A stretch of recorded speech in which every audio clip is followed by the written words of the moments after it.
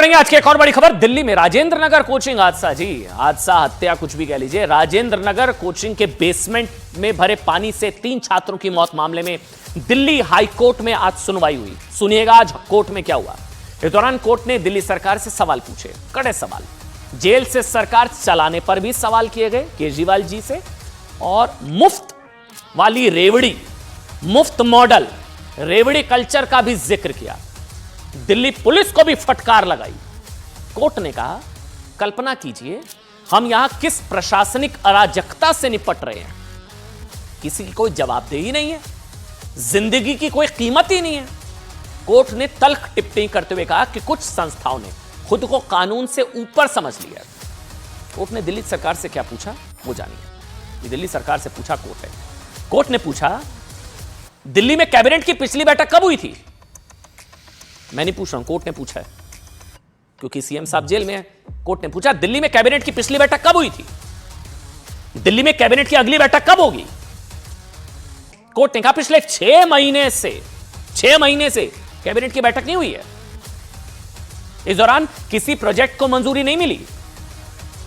इसके साथ ही कोर्ट ने दिल्ली सरकार को निर्देश दिया, वो जल्द से जल्द कैबिनेट की अगली बैठक की तारीख कोर्ट को बताए। ऐसा नहीं है कोर्ट ने इसका जिक्र पहली बार किया हो। इससे पहले भी दरअसल दिल्ली के स्कूलों में किताब के मामले में सुनवाई के दौरान कोर्ट ने जेल से सरकार चलाने पर सवाल उठाया था।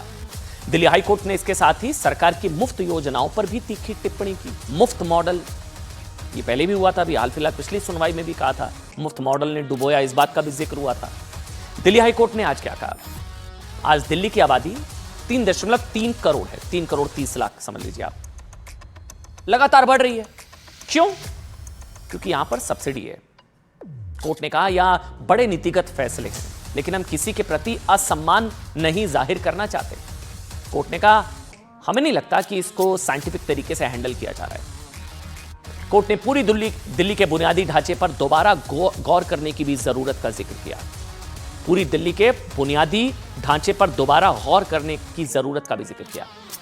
इसके अलावा राजेंद्र नगर हादसे पर सुनवाई के दौरान कोर्ट ने दिल्ली पुलिस और एमसीडी पर भी एक तरीके से सख्ती दिखाई। लापरवाह अधिकारियों पर कार्रवाई नहीं करने पर कोर्ट ने दिल्ली पुलिस को लताड़ा। क्या कहा कोर्ट ने, सुनिए। कोर्ट ने कहा, मामले में पूछताछ के लिए एमसीडी से अब तक किसको बुलाया। एमसीडी से अब तक किसको बुलाया।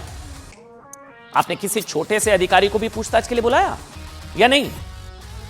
इस पर दिल्ली पुलिस ने कोर्ट से कहा कि हमें समय दीजिए, हम जवाब देंगे।